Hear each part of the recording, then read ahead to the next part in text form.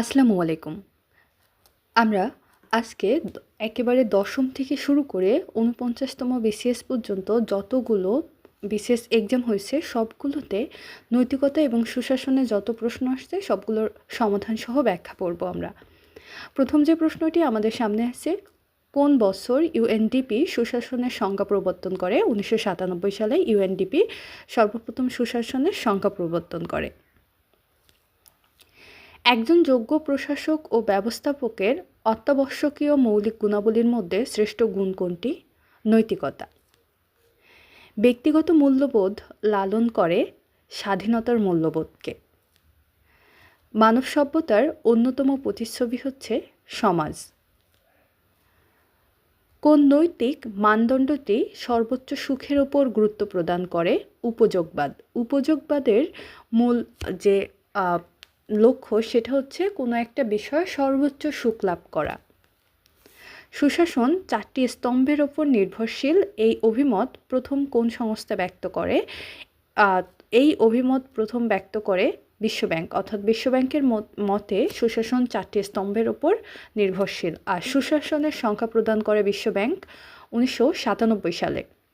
সুশাসনের কোন নীতি সংগঠনের স্বাধীনতাকে নিশ্চিত করে? স্বচ্ছতা। সুশাসনের মূল ভিত্তি কি? আইনের শাসন। সুশাসনের মূল ভিত্তি আইনের শাসন। সহস্রাব্দ উন্নয়ন লক্ষ্য অর্জনে সুশাসনের কোন দিকটির ওপর গুরুত্ব দেওয়া হয়েছে? অর্থনৈতিক দিকটির ওপর, অর্থাৎ এসডিজির লক্ষ্য উন্নয়নের জন্য অর্থনৈতিক দিকের ওপরে গুরুত্ব দেওয়া হয়েছে। সুশাসন প্রত্যয়টির উদ্ভাবক হচ্ছে বিশ্বব্যাংক। বিশ্বব্যাংক প্রথমেই এই সুশাসন প্রত্যয়টা উদ্ভাবন করেন এবং এটা সবার মাঝে ছড়িয়ে দেয়।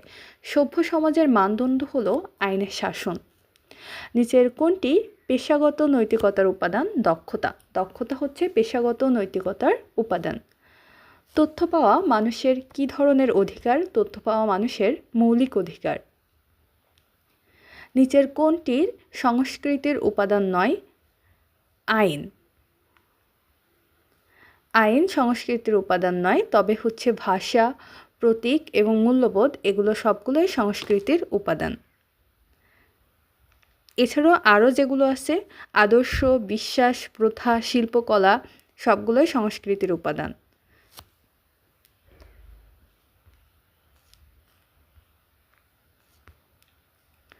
মূল্যবোধ হলো মানুষের আচরণ পরিচালনাকারী নীতি ও এর মানদণ্ড, অর্থাৎ মানুষের আচার আচরণ যে নীতি দ্বারা পরিচালনা হয় তার মানদণ্ডকে বলা হয় হচ্ছে মূল্যবোধ।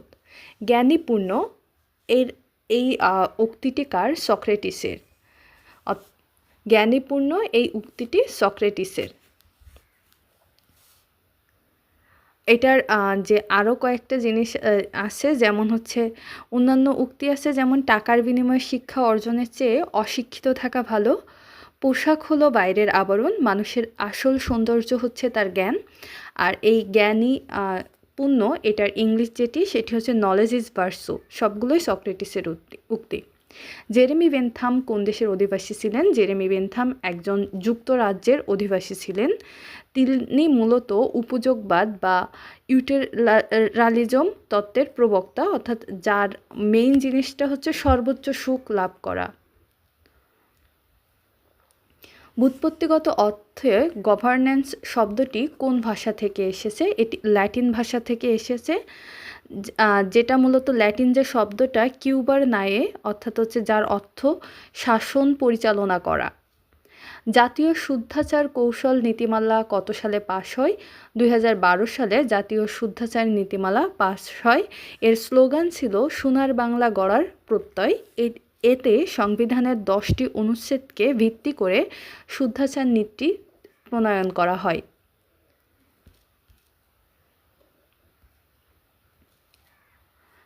জাতিসংঘের অভিমত অনুসারে সুশাসনের লক্ষ্য ও উদ্দেশ্য হলো মৌলিক স্বাধীনতার উন্নয়ন।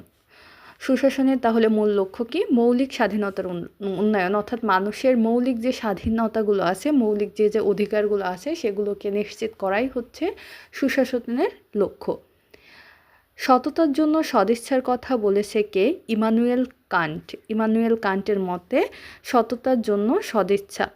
তার মতে একমাত্র সদিচ্ছাই নিরপেক্ষ, কর্তব্যের পাশাপাশি ইচ্ছা থাকলে তাকে সদিচ্ছা বলে, অর্থাৎ নৈতিক বাধ্যবাধকতা থেকেই সদিচ্ছার সৃষ্টি হয়।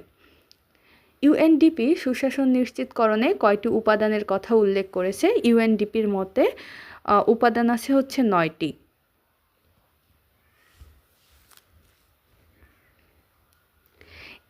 এছাড়াও আমাদের সুশাসনের যে বিভিন্ন প্রতিষ্ঠান উপাদানের কথা উল্লেখ করছে, তার মধ্যে আছে জাতিসংঘের মধ্যে সুশাসনের উপাদান হচ্ছে 8টি, বিশ্বব্যাংক এবং এডিবির মতে হচ্ছে সুশাসনের উপাদান 4টি। আমরা এখনও আগে একটা প্রশ্নে পড়ছি যে বিশ্বব্যাংকের মতে সুশাসনের স্তম্ভ কয়টি, সেটা ছিল 4টি, উপাদানও 4টি। আবার আমরা কেবল যে কোশ্চেনটা পেলাম যে ইউএনডিপি এর মতে সুশাসনের উপাদান কয়টি, 9টি।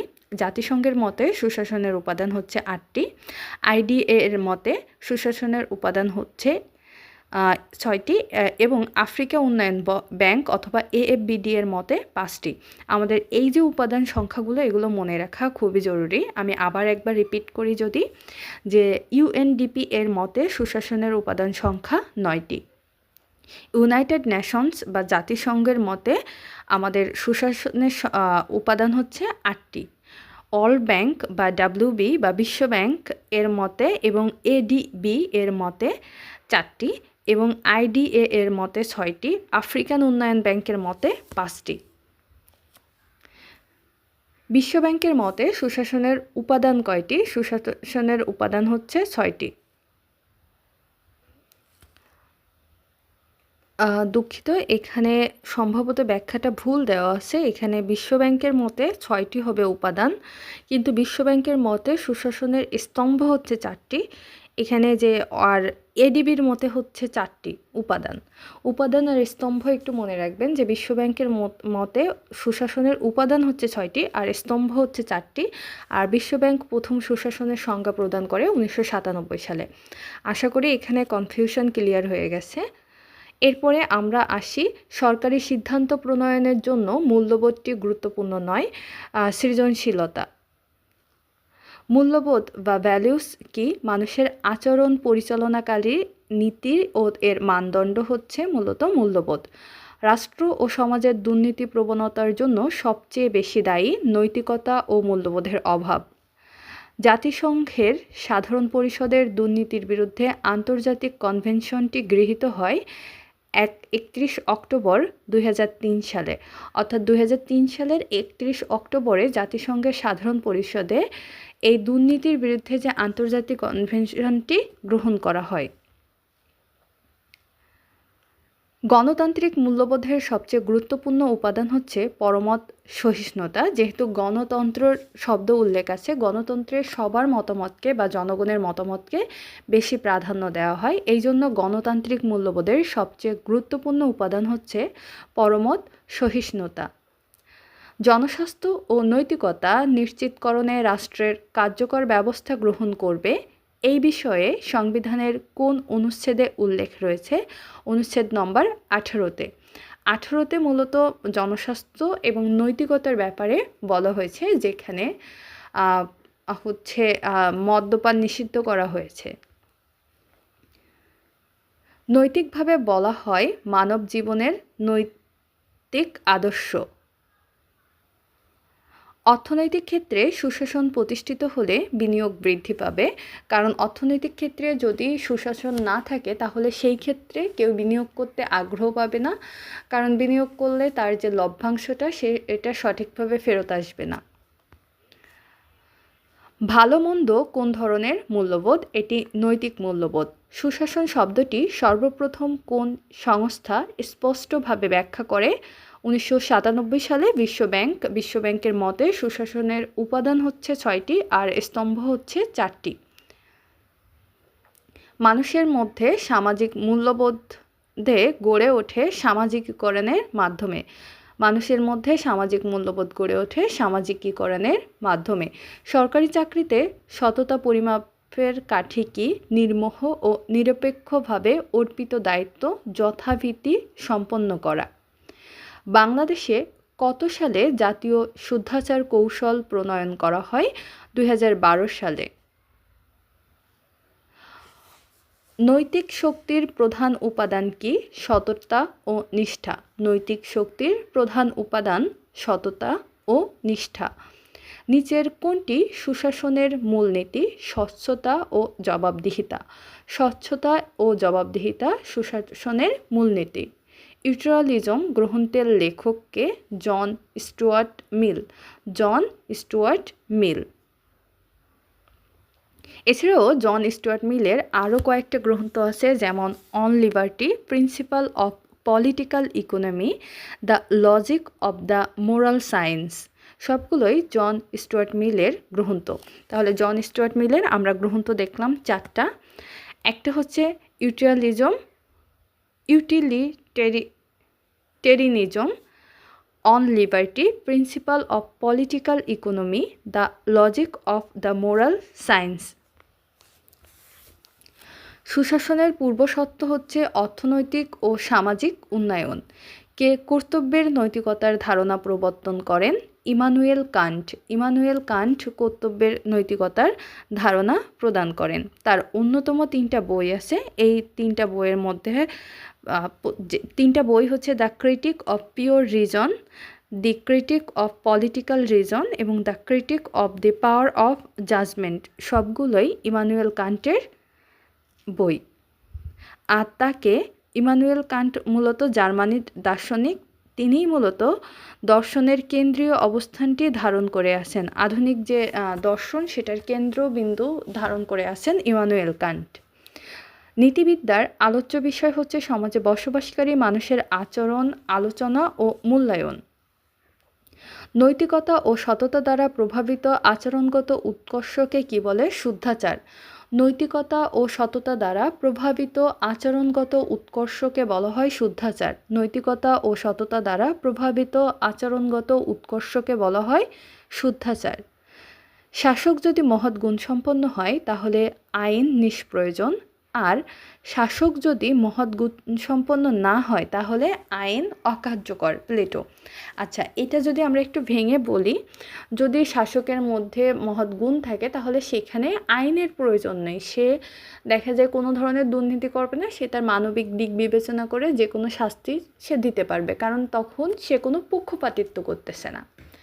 স্বাভাবিক দৃষ্টিকোণ থেকে যেটা প্রয়োজন সে সেই বিচারটা করতেছে। কিন্তু যদি সে দুর্নীতিপরায়ণ হয়, মানবিক গুণ সম্পন্ন না হয়, তাহলে সেখানে আইন থাকলেও সে আইনের অপব্যবহার করবে।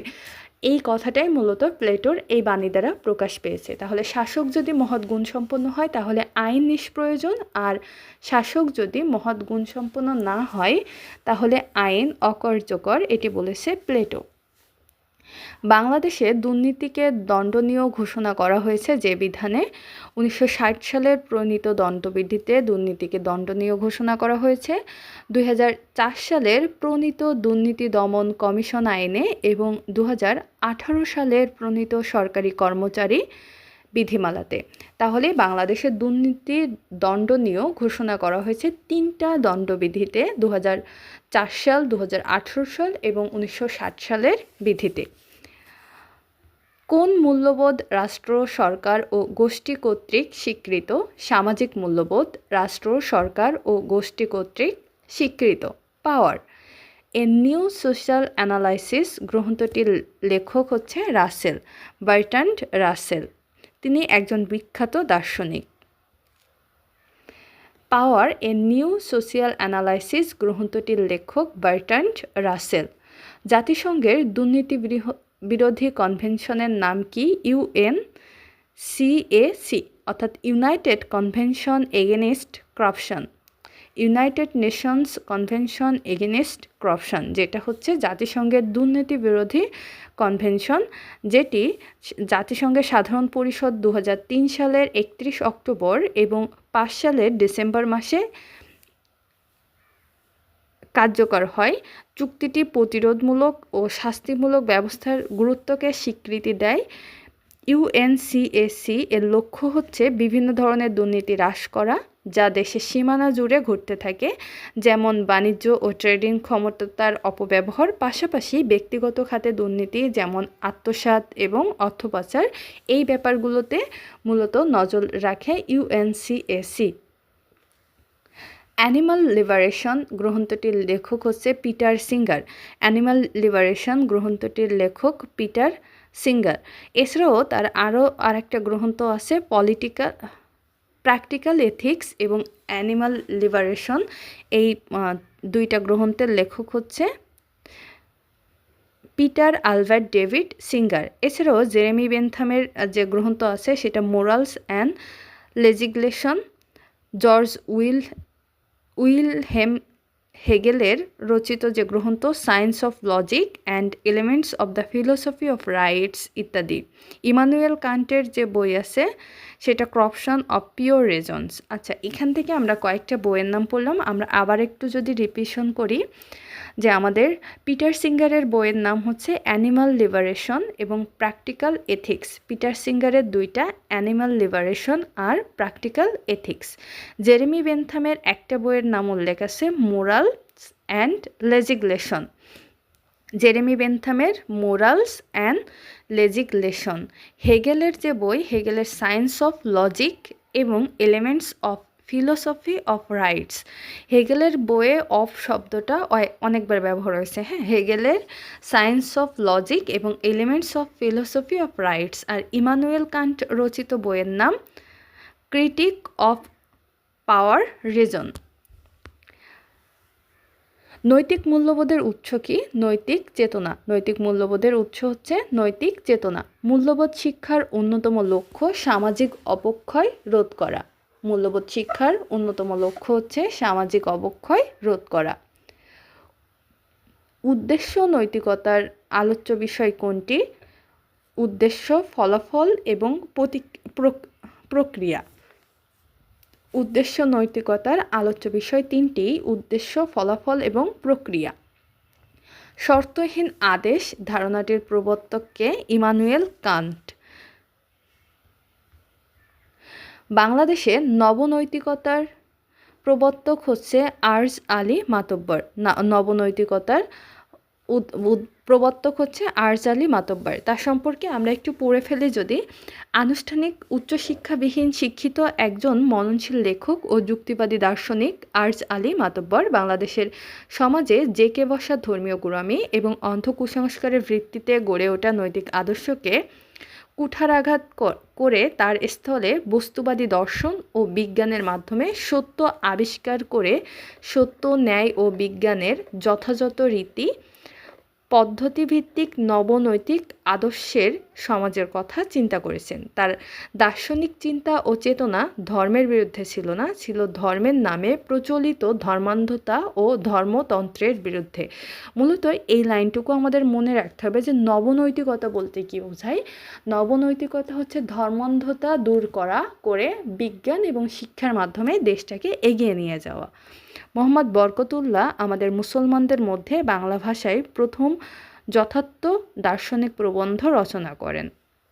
তার দর্শনে আত্মপ্রতিষ্ঠার নামে একটি দার্শনিক ধারার কথা তিনি বলেন। বাংলাদেশের আরেকজন বিশিষ্ট দার্শনিক জি.সি. দেব বস্তুবাদ ও আধ্যাত্মবাদের মিছিলে গঠিত সম্বন্ধীয় দর্শনের প্রচার করেছেন। তো এখান থেকে জি.সি. দেব থেকেও আমাদের প্রশ্ন আসছে যে বস্তুবাদ এবং আধ্যাত্মবাদের মিছিলে কে নতুন এক ধরনের দর্শনের কথা প্রচার করছে? জি.সি. দেব। সুশাসনের মূল ভিত্তি হচ্ছে আইনের শাসন। সুশাসন প্রতিষ্ঠায় নাগরিকের কর্তব্য হচ্ছে নিয়মিত কর প্রদান করা। মানুষ হও এবং মরে বাঁচো, এটি কার উক্তি? এটি হেগেলের উক্তি। জাতীয় শুদ্ধাচার কৌশল অনুসারে শুদ্ধাচার হচ্ছে সততা ও নৈতিকতা দ্বারা প্রভাবিত আচরণগত উৎকর্ষ। সুশাসন বিষয়ক ধারণাটি প্রথম কোন সংস্থা আন্তর্জাতিকভাবে বিস্তারিত রিপোর্টে প্রথম কোন খ্রিস্টাব্দে একটি আন্তর্জাতিক সংস্থা রিপোর্টে বিস্তারিতভাবে তুলে ধরা হয়? 1999 সালে বিশ্বব্যাংকের তার শাসন প্রক্রিয়া ও উন্নয়ন নামক একটা শীর্ষক রিপোর্টে সর্বপ্রথম সুশাসনের সংজ্ঞা নির্ধারণ করে। কিন্তু এই সুশাসন প্রত্যয়টি ব্যক্ত করে কিন্তু এই ওয়ার্ল্ড ব্যাংকে 1989 সালে প্রথম ব্যক্ত করে, কিন্তু এটা যখন কোনো রিপোর্টের মাধ্যমে প্রকাশ করে 1992 সালে। আর সেখান থেকে এসে ইউএনডিপি সুশাসনের সংজ্ঞা প্রদান করে 1997 সালে। 1995 সালে এডিবি সুশাসনের সংজ্ঞা প্রদান করে। 1998 সালে আন্তর্জাতিক উন্নয়ন সংস্থা সুশাসনের উপর একটা রিপোর্ট প্রকাশ করে এবং 1999 সালে আফ্রিকান উন্নয়ন ব্যাংক পলিসি পেপার সুশাসন সম্পর্কে বিস্তারিত আলোচনা করে। এখন আমাদের এখানে যে কোশ্চেনটা ছিল যে সুশাসন বিষয়ক ধারণাটি প্রথম কোন খ্রিস্টাব্দে একটি আন্তর্জাতিক সংস্থা তাদের রিপোর্টে বিস্তারিতভাবে তুলে ধরে? প্রথম তুলে ধরে হচ্ছে বিশ্বব্যাংক, যেটা 1992 সালে। আর এই সুশাসন সম্পর্কে প্রথম আলোচনা শুরু করে 1980 সালে জাতিসংঘ এবং ইউএনডিপি সহ আরও কিছু সংস্থা। তবে 1989 সালে বিশ্বব্যাংক এক সীমায় সর্বপ্রথম সুশাসন প্রত্যয়টি ব্যবহার করে। এখানে কিন্তু সেটা বাইরে কারো কাছে তুলে ধরে না। প্রথম গুড গভর্নেন্স এই শব্দটা প্রথম ব্যবহার করে হচ্ছে 1989 সালে। সুশাসন প্রত্যয়টি বিশ্বব্যাংক কর্তৃক উদ্ভাবিত আধুনিক শাসন ব্যবস্থার একটি সংযোজিত রূপ। 1992 সালে বিশ্বব্যাংক শাসন প্রক্রিয়া ও উন্নয়ন বা গুড গভর্নেন্স অ্যান্ড ডেভেলপমেন্ট শীর্ষক রিপোর্টে সুশাসনের সংজ্ঞা নির্ধারণ করে। এতে উন্নয়নশীল দেশের অনুন্নয়ন চিহ্নিত করা এবং বলা হয় যে শাসনের অভাবেই এরূপ অনুন্নয়ন ঘটেছে। সুশাসন ধারণাটি বিশ্বব্যাংকের উদ্ভাবিত একটি ধারণা। এরপর বিভিন্ন তাত্ত্বিক আন্তর্জাতিক সংস্থা ও দাতা সংস্থা সুশাসন ধারণাটির সংজ্ঞা বা ব্যাখ্যা প্রদান করে। 1995 সালে এডিবি বা Asian development bank governance sound development management শীর্ষক রিপোর্টে সুশাসন সম্পর্কে আলোচনা করে। 1997 সালে ইউএনডিপি সুশাসনের সংজ্ঞা ও এর বৈশিষ্ট্য উল্লেখ করে। তাহলে সর্বপ্রথম সুশাসনের সংজ্ঞা প্রদান করে কোন সংস্থা? ইউএনডিপি। কত সালে? 1997 সালে। 1998 সালে আন্তর্জাতিক উন্নয়ন সংস্থা সুশাসনের উপর একটা রিপোর্ট প্রকাশ করে এবং 1999 সালে আফ্রিকান উন্নয়ন ব্যাংক পলিসি পেপারে সুশাসন সম্পর্কে বিস্তারিত আলোচনা করে। আমাদের এখান থেকে যেটা মনে রাখা লাগবে যে সুশাসন সম্পর্কে ধারণা দেয় সর্বপ্রথমকে বিশ্বব্যাংক 1989 সালে, বিস্তারিতভাবে কোন রিপোর্টের মাধ্যমে তুলে ধরে বিশ্বব্যাংকই 1992 সালে, তবে সুশাসনের সংজ্ঞা প্রদান করে 1997 সালে ইউএনডিপি। এই তিনটা সাল আমাদের মনে রাখাটা জরুরি। আর সুশাসন প্রত্যয় সম্পর্কে প্রথম আলোচনায় আসে 1980 সালে জাতিসংঘের মাধ্যমে। মূল্যবোধের গুরুত্বপূর্ণ বৈশিষ্ট্য হলো বিভিন্নতা, পরিবর্তনশীলতা এবং আপেক্ষিকতা।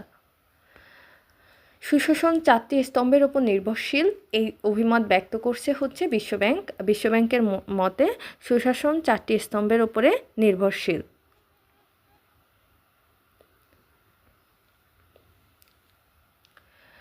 জনগণ, রাষ্ট্র ও প্রশাসনের সাথে ঘনিষ্ঠ প্রত্যয় হচ্ছে সুশাসন।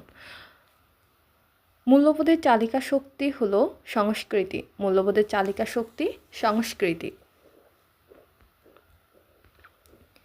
একজন জনপ্রশাসকের মৌলিক মূল্যবোধ হচ্ছে জনকল্যাণ করা। যেহেতু সে জনকল্যাণের জন্যই তো প্রশাসনে নিয়োগ পায়, তাহলে তার মৌলিক মূল্যবোধ থাকবে কি? একজন প্রশাসকের সবসময় জনগণের কল্যাণে কাজ করা। কোন শ্রেণীর ক্রিয়া নীতিবিদ্যার আলোচ্য অন্তর্ভুক্ত? ঐচ্ছিক ক্রিয়া। মূল্যবোধ দৃঢ় হয় শিক্ষার মাধ্যমে। গণপ্রজাতান্ত্রিক বাংলাদেশের সংবিধানে কোন অনুচ্ছেদে জনস্বাস্থ্য ও নৈতিকতার বিষয়টি আলোচিত হয়েছে? 18 নম্বর অনুচ্ছেদে। সুশাসন হচ্ছে এমন এক শাসন ব্যবস্থা যা শাসক ও শাসিতের মধ্যে আস্থার সম্পর্ক গড়ে তোলে। নিরপেক্ষ ও শক্তিশালী গণমাধ্যমের অনুপস্থিতি কিসের অন্তরায়? সুশাসনের অন্তরায়। সহস্রাব্দ উন্নয়ন বা মিলেনিয়াম ডেভেলপমেন্ট গোল বা এমডিজি অর্জনে সুশাসনের কোন দিকটির ওপর গুরুত্ব দেওয়া হয়েছে? সুশাসনের অর্থনৈতিক দিকটির ওপর গুরুত্ব দেওয়া হয়েছে। যে গুণের মাধ্যমে মানুষের ভুল ও শুদ্ধ এর পার্থক্য নির্ধারণ করতে পারে তা হচ্ছে মূল্যবোধ। আমরা যে সমাজেই বসবাস করি না কেন, আমরা সকলেই ভালো নাগরিক হওয়ার প্রত্যাশা করি। এটি রাজনৈতিক ও সামাজিক অনুশাসন। সুবর্ণ মধ্যগোছে দুটি চরমপন্থার মধ্যবর্তী অবস্থা।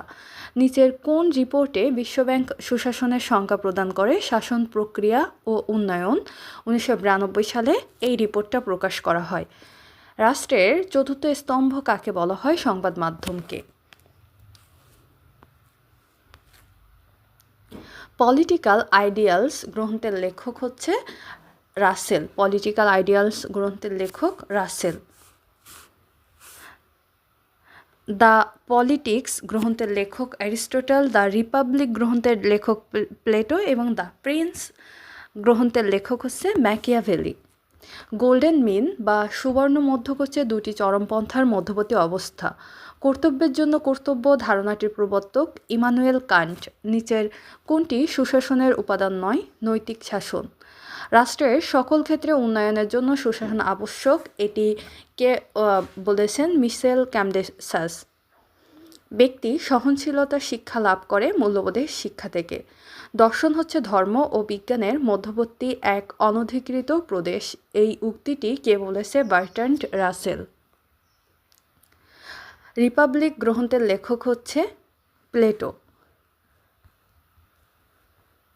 সুশাসন বিষয়ক ধারণাটি কোন আন্তর্জাতিক সংস্থার সর্বপ্রথম প্রতিবেদনে বিস্তারিতভাবে আলোচনা করে? বিশ্বব্যাংক 1992 সালে। সামাজিক মূল্যবোধের ভিত্তি হচ্ছে আইনের শাসন, নৈতিকতা এবং সাম্য। সামাজিক মূল্যবোধের ভিত্তি আইনের শাসন, নৈতিকতা ও সাম্য। নিচের কোনটি স্মার্ট বাংলাদেশের উপাদান? Smart society. কোনটি ন্যায়পরায়ণতার নৈতিক মূলনীতি নয়? সুশাসনের জন্য উচ্চশিক্ষিত কর্মকর্তা নিয়োগ। জোহান্সবার্গ প্ল্যান অফ ইমপ্লিমেন্টেশন সুশাসনের সঙ্গে নিচের কোন বিষয়টিকে অধিকতর গুরুত্ব দেয়? টেকসই উন্নয়ন। জোহান্সবার্গ প্ল্যান অফ ইমপ্লিমেন্টেশন সুশাসনের সঙ্গে টেকসই উন্নয়নকে প্রচণ্ডভাবে গুরুত্ব দেয়। আর এই যে ধারণাটা, এটা মূলত 2002 সালে 26 আগস্ট থেকে 4 সেপ্টেম্বর পর্যন্ত আফ্রিকার জোহানেসবার্গে যে একটা আলোচনা হয়, সেই আলোচনায় এই ধারণাটাকে অনেক বেশি গুরুত্ব প্রদান করা হয়। নৈতিক আচরণবিধি বা কোড অফ এথিক্স বলতে বোঝায় মৌলিক মূল্যবোধ সংক্রান্ত সাধারণ বচন যা সংগঠনের পেশাগত ভূমিকাকে সংজ্ঞায়িত করে। বাস্তবতার নিরিখে নির্দিষ্ট আচরণের মানদণ্ড নির্ধারণ সংক্রান্ত আচরণবিধি। দৈনিক কার্যকলাপ ত্বরান্বিতকরণে প্রণীত নৈতিক নিয়ম, মানদণ্ড বা আচরণবিধি। উপরের তিনটি সঠিক। মূল্যবোধ পরীক্ষা করে ভালো ও মন্দ, ন্যায় ও অন্যায়, নৈতিকতা ও অনৈতিকতা সবগুলোকেই। তাহলে মূল্যবোধ পরীক্ষা করে ভালো ও মন্দ, ন্যায় ও অন্যায়, নৈতিকতা এবং অনৈতিকতা সকল বিষয়গুলোকে। Human society in ethics and politics গ্রন্থের লেখক বার্ট্রান্ড রাসেল। অর্থাৎ পলিটিক্স গ্রন্থের লেখক হচ্ছে Bertrand Rasel. Human society in ethics and politics গ্রন্থের লেখক বার্ট্রান্ড রাসেল। অন লিবার্টি এই গ্রন্থের লেখক জন স্টুয়ার্ট মিল। অন লিবার্টি গ্রন্থের লেখক জন স্টুয়ার্ট মিল। সুশাসন বলতে রাষ্ট্রের সঙ্গে সুশীল সমাজের, সরকারের সঙ্গে শাসিত জনগণের এবং শাসকের সঙ্গে শাসিতের সম্পর্ককে বোঝায়। এটি কার উক্তি? এটি ম্যাক্রনির। আচ্ছা, ম্যাক্রনির উক্তি হচ্ছে রাষ্ট্রের সঙ্গে সুশীল সমাজের, সরকারের সঙ্গে শাসিত জনগণের, মানে একটার সঙ্গে একটার যে মিল, এটা এই যে সম্পর্কে যে ধারণা দিচ্ছে সুশাসন সম্পর্কে, সেটা হচ্ছে ম্যাক্রনির। ম্যাক্রনি কী করছে? যে ম্যাক্রন নামে একটা সুতা আছে, হ্যাঁ, ওর একটার সঙ্গে আরেকটাকে বেঁধে ফেলছে। রাষ্ট্রের সঙ্গে সুশীল সমাজকে, সরকারের সঙ্গে শাসিত জনগণকে, আবার শাসকের সঙ্গে শাসিতকে ম্যাক্রনি সুতা দিয়ে বেঁধে ফেলছে। হ্যাঁ, এভাবে আমরা মনে রাখতে পারি। অর্থনৈতিক ক্ষেত্রে সুশাসন প্রতিষ্ঠিত হলে বিনিয়োগ বৃদ্ধি পায়। বাংলাদেশ নামক প্রজাতন্ত্রের ভিত্তি মৌলিক মানবাধিকার ও স্বাধীনতা নিশ্চিত করা, মানব সত্তার মর্যাদা ও মূল্যের প্রতি শ্রদ্ধাবোধ নিশ্চিত করা, প্রশাসনের সকল পর্যায়ে নির্বাচিত প্রতিনিধির মাধ্যমে জনগণের কার্যকর অংশগ্রহণ নিশ্চিত করা। উপরের সবগুলোই। আইনের চোখে সব নাগরিক সমান বাংলাদেশের সংবিধানে কত নম্বর ধারায় এই নিশ্চয়তা প্রদান করা হয়েছে? ২৭ নম্বর ধারায়। আইনের চোখে সব নাগরিক সমান এই নিশ্চয়তা প্রদান করা হয়েছে সংবিধানের ২৭ নম্বর ধারায়। শূন্যবাদ যে ল্যাটিন শব্দ থেকে উদ্বুদ্ধ, তার অর্থ হচ্ছে কিছুই না। সরকারি সিদ্ধান্তের ক্ষেত্রে স্বার্থের সংঘাত এর উদ্ভব হয় যখন গৃহীতব্য সিদ্ধান্তের সঙ্গে সিদ্ধান্ত গ্রহণকারী কর্মকর্তার নিজের পরিবার ও পরিবারের সদস্যদের জড়িত থাকে তখন। সুশাসনের পূর্বশর্ত হচ্ছে মত প্রকাশের স্বাধীনতা। সরকারি নিয়োগ লাভের সুযোগের সমতা বিষয়টি সংবিধানের কত নম্বর অনুচ্ছেদ অনুযায়ী সংবিধানের মতে একটি মৌলিক অধিকার।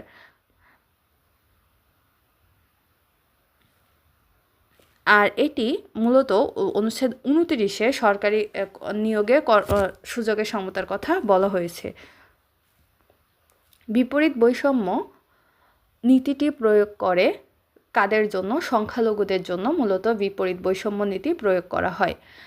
আমাদের চিরন্তন মূল্যবোধ কোনটি? সত্য ও ন্যায়। আমাদের চিরন্তন মূল্যবোধ হচ্ছে সত্য ও ন্যায়। সুশাসনের পূর্বশর্ত হচ্ছে মত প্রকাশের স্বাধীনতা। সুশাসনের পূর্বশর্ত মত প্রকাশের স্বাধীনতা। প্লেটো সদ্গুণ বলতে বুঝিয়েছে প্রজ্ঞা, সাহস, আত্মনিয়ন্ত্রণ ও ন্যায়। প্লেটো সদ্গুণ বলতে বুঝিয়েছে প্রজ্ঞা, সাহস, আত্মনিয়ন্ত্রণ ও ন্যায়। বাংলাদেশে নব্য নৈতিকতার প্রবর্তক হচ্ছে আলী মাতুব্বর।